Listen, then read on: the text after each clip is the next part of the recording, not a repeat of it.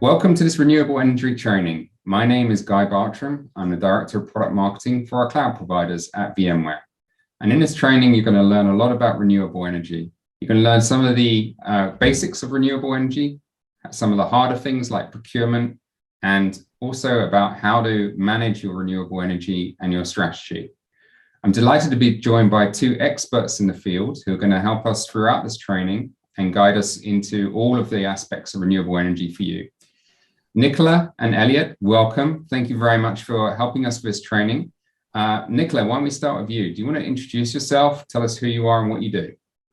Thanks, Guy. Yes, very excited to be here and be part of this training for renewable energy to help our partners. So my name is Nicola Peel-Moulter. I'm the Director of Sustainability Innovation at VMware. And what that means is we're trying to help our customers decarbonize their cloud operations through our solutions and figuring out ways to innovate to do more of that as they set very aggressive decarbonization goals.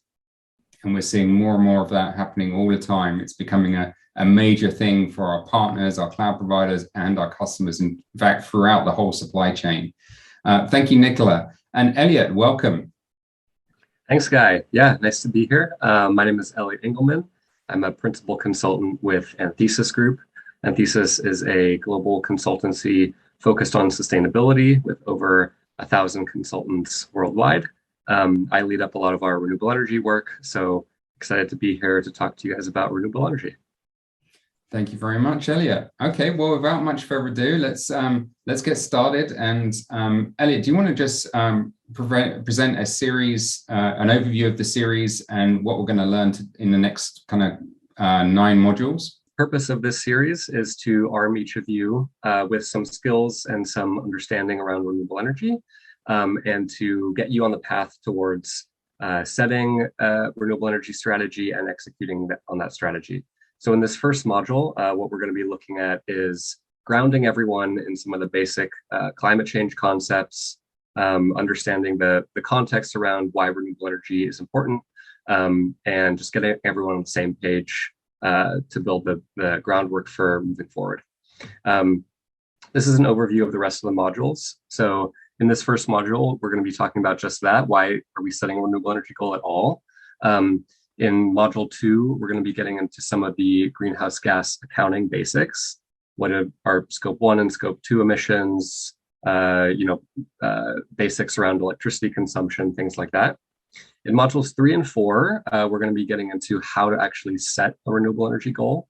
So in part 1, we're going to be talking about the internal side of things. So which stakeholders you need to engage with, what data you need to collect from your global operations in order to set an electricity goal. And then in module 4, kind of the more external part. So how do you announce the goal? What are the frameworks you can use to support that? Modules 5 through 8 are really getting into how to procure renewable energy itself. So module 5 is an introduction to what is renewable energy, what are the different technology types, things like that. Modules 6 through 8 are then getting into different procurement methods. So the first one we're going to be talking about are energy attribute certificates. The next one is going to cover utility programs and on-site renewable energy, solar and wind. Number 8 is going to be talking about off-site power purchase agreements and virtual power purchase agreements. These are kind of your large-scale renewable energy procurements with big wind farms and things like that. And then lastly, we're going to kind of bring it all together, discuss how you can create and set a procurement roadmap, which will then give you a step-by-step sort of process for executing on your goal. So if we look at global emissions, we can see from this chart from the Environmental Protection Agency, EPA in the US, that about 35% of global emissions actually do come from energy. That's a big chunk. And 25% of that is actually electricity and heat production. So if you think about, the electricity to turn lights on in your buildings, to heat up your buildings, things like that, that's 25% of global emissions. So tackling electricity consumption, reducing electricity consumption, and shifting to lower carbon energy sources is really important in a global climate change context.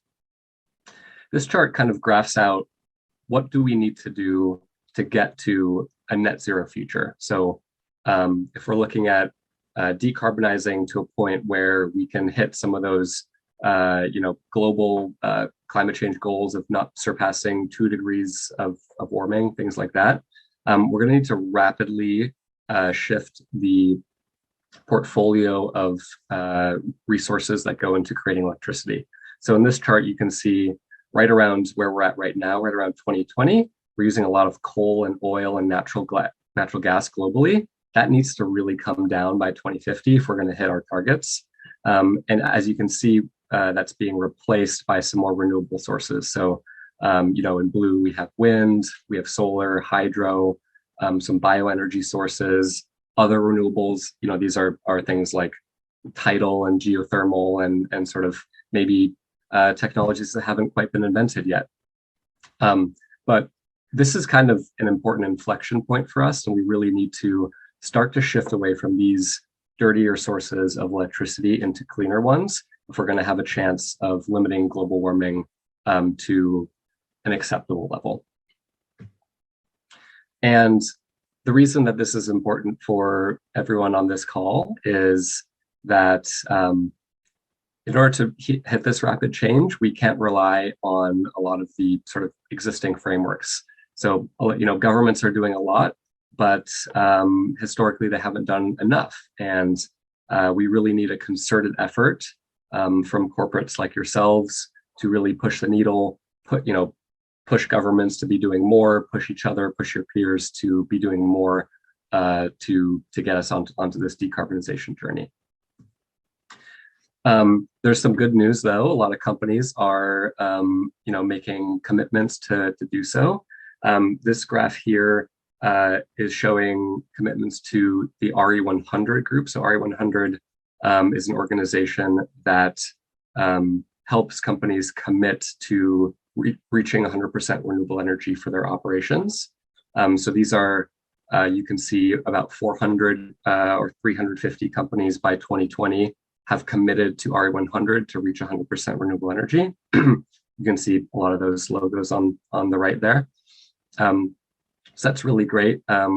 These are voluntary commitments. No one's making companies make these commitments. These are just commitments they're making because they believe in the science of climate change and they want to have an impact. Furthermore, we see organizations like ScienceBased Targets initiatives. This is a group that helps companies set emissions reduction targets. We're seeing, again, a massive growth in the number of companies that have committed and approved targets under the ScienceBased Targets initiative. And even this graph alone only goes up to 2021. To date in 2022, this graph would be kind of all the way up here at over 3,500 companies that have set emission reduction targets and commitments through the ScienceBased Targets initiative. So some good news there. We're seeing a lot of movement from a lot of your peers and hoping to build on that moving forward. Some other, wind in the sails, if you will, for this work does come from government. I mentioned government's not doing enough, but they are an important player in this. We are seeing governments around the world ramp up their climate change ambition. We recently saw the Green Deal in the EU. Just, I believe, last week in North America, we saw a massive climate bill come through. In the US also, we're now seeing companies are going to be required to submit and report on their emissions annually to the SEC if they're a publicly traded company. And we expect that trend to sort of democratize around the world, and we're going to see a lot more reporting requirements from other similar organizations. And we're also seeing a lot of Ellie, just a comment on that. We're seeing our European customers looking to us for help with their decarbonization because they're starting to feel the pressure from the EU government and the goals that the EU is setting. So absolutely, we're seeing implications from that. Yeah, this all has a big knock-on effect throughout the supply chain. Government sets a target, a standard. It then becomes increasingly important for you to have a strategy aligning to those goals, because what's going to happen is it's going to get more difficult to do business unless you're on that strategy. Because, certainly in the UK, for example, if you're dealing with the UK government as a customer and you're a service provider, those contracts have I believe it's 10% weighting on them for ESG principles. So, you're potentially, if you're not got a strategy, you're not actively pursuing a carbon reduction, then you're looking at missing out on 10% weighting of a bid. So it's all having a complete, supply chain impact. Definitely. In addition to government pressure, we're also seeing a lot of pressure from investors. We're seeing record numbers of proxy votes on climate change resolutions on corporate boards around the world. Shareholders are speaking up at annual meetings. And we're seeing a lot of action from institutional financial groups, like every mutual fund now has a green option, and there are financial indices like the Dow Jones Sustainability Index that kind of looks to track ESG linked companies' performance. So yeah, this kind of pressure is going to have a big impact, pushing corporations like yourselves to taking steps to address climate change. And those. I'm going to pass. Yeah, just one more comment on that.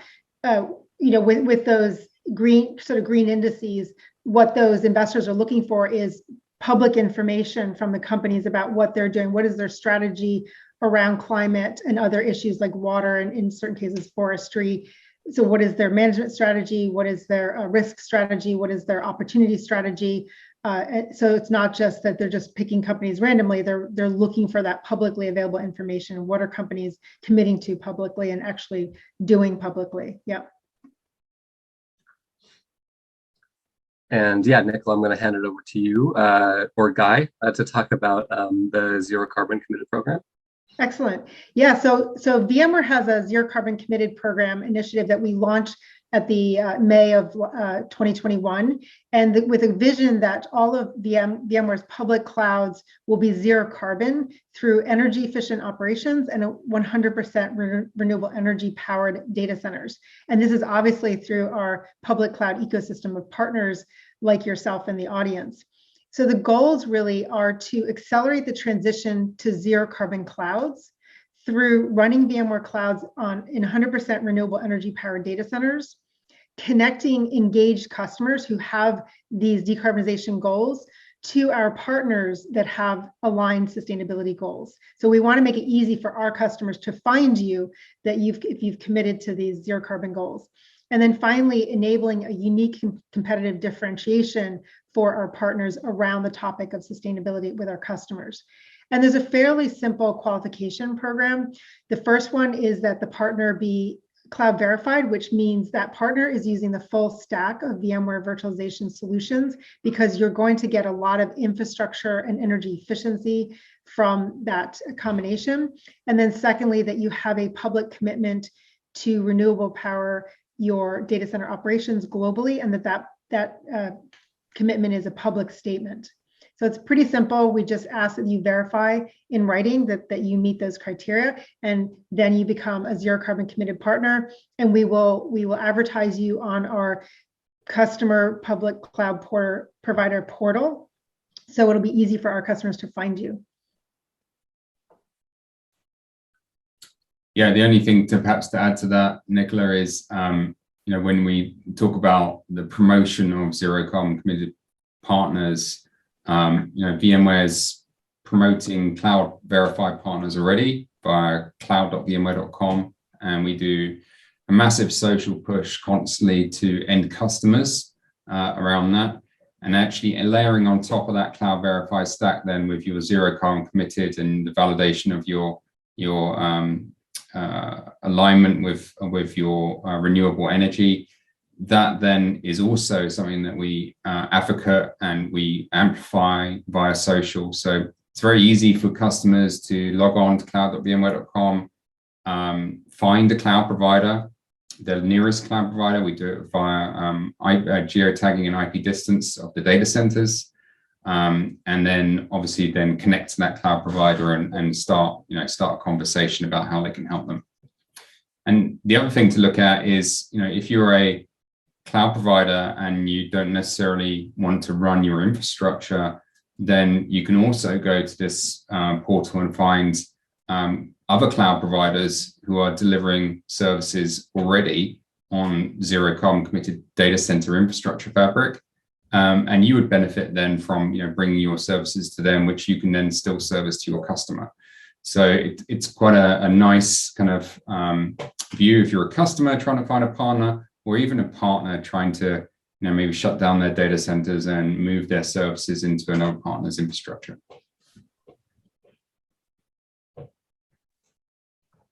So on a competitive differentiation here, again, leveraging those sustainability goals is a key difference for our cloud providers.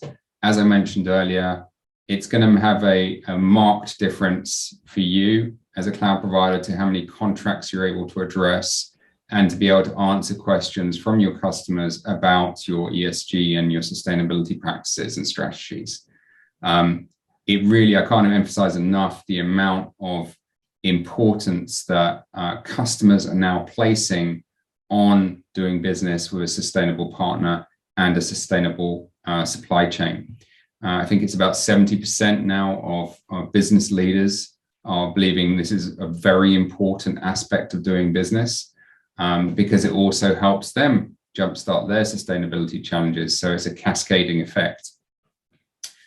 As we spoke earlier about the science-based targets, targeting that pipeline, help you scale your business cost effectively, leveraging the VMware promotion I just said as well, and let us help you drive business, use the branding, use the logo, but most importantly, let us drive the message out for you as well.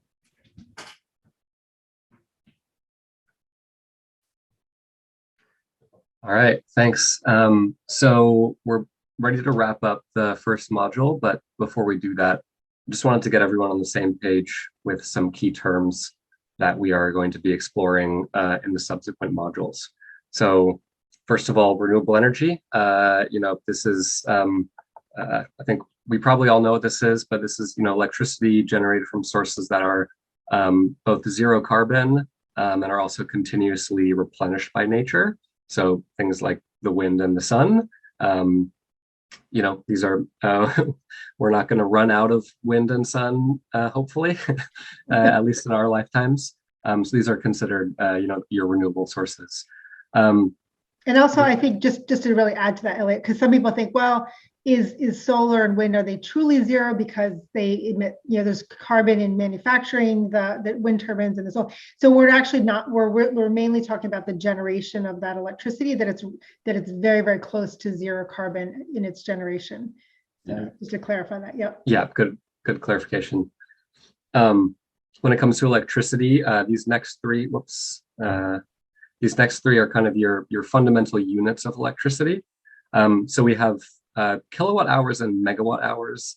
These describe sort of the flow of electricity. So you turn your light on, it's kind of the units of electricity that are flowing through your light bulb and emitting light into your room over a period of time. So it's why it's, a kilowatt hour. So if you have, sorry, go ahead. No, sorry. I just want to add to it that that's energy as opposed to power. Yeah. Right. On the flip side, a kilowatt. So this describes the capacity of energy. So if you think of like a hose, the kind of the diameter of the hose will be your kilowatt, and then the volume of water sort of going through the hose will be your kilowatt hour. So you can think of, if you have a larger kilowatt system, you're able to push more electricity through there. But the fundamental like sort of unit of power that is, or electricity that is, being captured by your devices is the kilowatt hour. A megawatt hour is 1,000 kilowatt hours. So this is typically, especially when we're talking about data centers, we're talking about massive volumes of electricity. So usually we're talking in megawatt hours.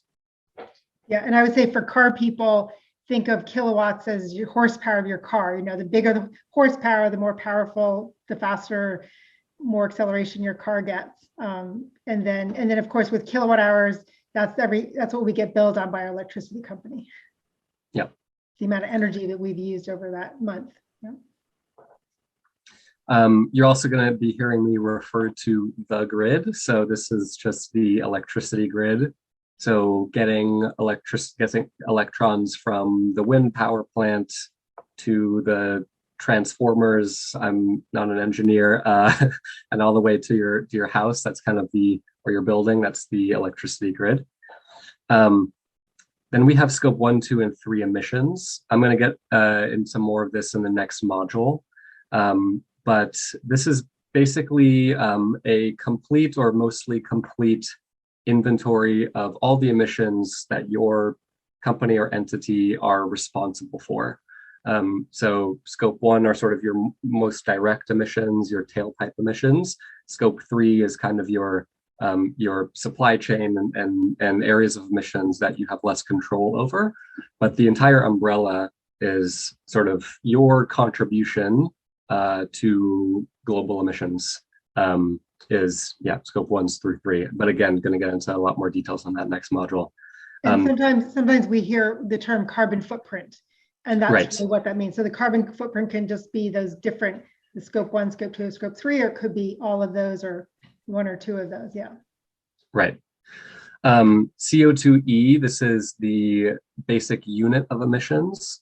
So CO2 stands for carbon dioxide. Carbon dioxide is, the most prominent greenhouse gas. But there are other greenhouse gases. There's methane, there's N2O, and some others, and they have different sort of global warming potentials. So they have a different impact on the rate at which they warm the globe. So what we can do is we can kind of put all of them in terms of CO2. So that's what CO2e stands for. It's carbon dioxide equivalent. So it's carbon dioxide, it's methane, it's nitrous oxide, it's the combination of all the greenhouse gases, but described in terms of carbon dioxide emissions. And just to add to that, so carbon dioxide is given a heat warming potential of 1, just unity, and then everything else is compared to that. So for example, methane can be anywhere from 35 to 100 times more heat trapping capacity than carbon dioxide does, and it changes over time. And so when you're trying to convert a kilogram of methane into the heat warming capacity of a kilogram of CO2, then you would multiply by, say, 35 or 80 or whatever the number should be for methane. So that's the equivalency. And then lastly, we have EAC. EAC stands for Energy Attribute Certificate. So this is kind of a catch-all term for a number of different instruments. You might have heard of RECs or GEOs or IRECs. This is a tradable instrument that represents 1 megawatt hour of renewable energy generation, and it conveys the ownership of the sort of the renewableness of that megawatt hour. And EACs, we're going to be talking about EACs a bunch throughout these modules. EACs are both an essential tracking mechanism. So you need to have the EAC in order to be able to claim renewable energy, no matter how you procure renewable energy. EACs can also be their own form of renewable energy procurement. This would be called a unbundled EAC, and we're going to get into that again. But just wanted to highlight for you the importance of EACs and the fact that we're going to be coming back and referring to them a bunch through these next modules. Great. So that wraps up module number 1. As you can see, there are 8 more to go. The next one is going to be getting into greenhouse gas accounting basics, so more of that scope 1, 2, and 3, but focusing on scope 2 because those are your electricity related emissions. So yeah, pass it back to Guy or Nicola if you want to close anything out for this module. Yep, I think that's great. Wonderful, Elliot. Thank you so much. And just so we want each of these modules to be bite-sized. So we don't want to overload you with information. So you can take them at your leisure, and they will all be about the same length. So thank you, Elliot. I'm just looking forward to seeing what's coming next. Thanks, Elliot. Great.